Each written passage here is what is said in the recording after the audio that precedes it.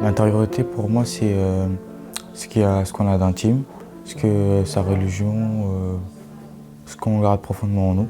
Des fois, on garde ça en nous, et quand on sort, ça fait du bien.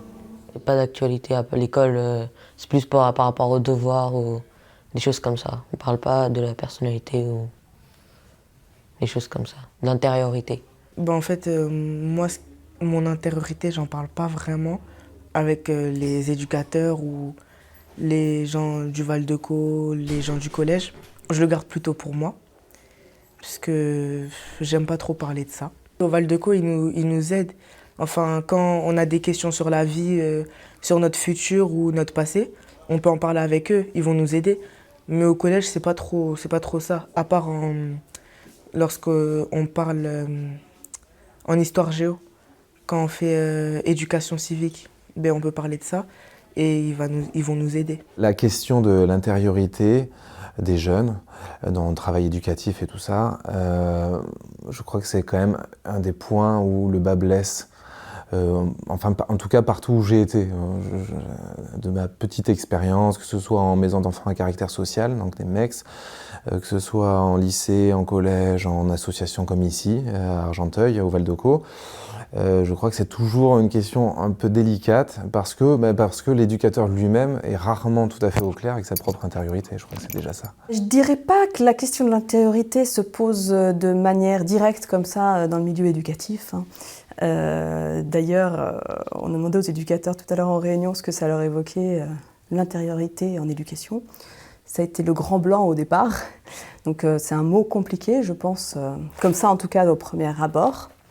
Par contre, c'est vrai que dans l'éducation spécialisée, on est constamment en train de réfléchir et de travailler avec les jeunes sur ce qu'ils sont en tant que personnes, sur leurs ressources, sur leurs difficultés, sur leurs croyances, sur leurs liens avec les autres, la question de la relation. Les jeunes en difficulté aujourd'hui, on a beaucoup tendance à les balader de dispositif en dispositif, d'école en école pour certains.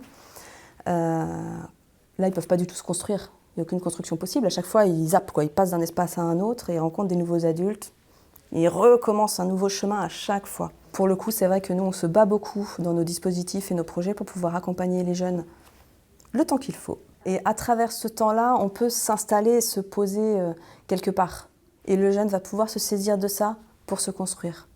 Et pourquoi pas, au bout d'un moment, pouvoir lui-même se nommer, parler de lui. Avant d'être attentif à la question de la dimension spirituelle, l'éducateur il est déjà attentif à ce que le jeune construise son monde interne, construise son intériorité.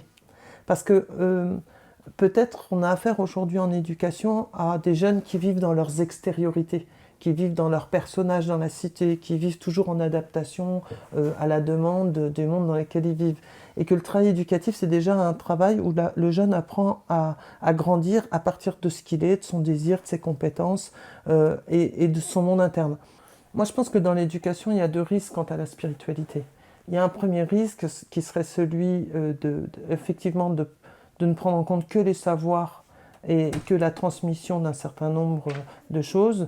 Et puis l'autre risque, ce serait de spiritualiser excessivement sans prendre en compte la réalité des jeunes avec qui on travaille. Que ce que nous apprend Jean Bosco, et c'est comme ça qu'on essaie de vivre au Val-de-Co, c'est qu'on ne peut faire un travail spirituel de fond qu'à partir d'une rencontre réelle avec les jeunes dans le quotidien qui est leur, dans les réalités qui sont les leurs.